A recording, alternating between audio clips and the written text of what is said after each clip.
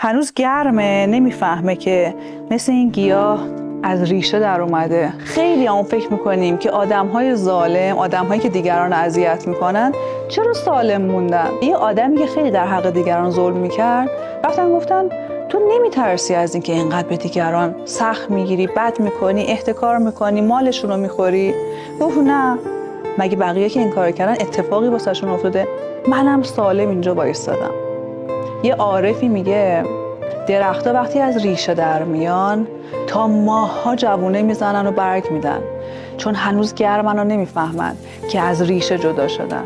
ما آدم‌ها وقتی شروع میکنیم به انجام کارهایی که بد هست و با صفت انسانیمون تضاد داره، اول گرمیم و نمیفهمیم، خودمون رو توجیه میکنیم، به مرور میفهمیم که داریم از ریشه جدا میشیم و قطعاً خشک خواهیم شد.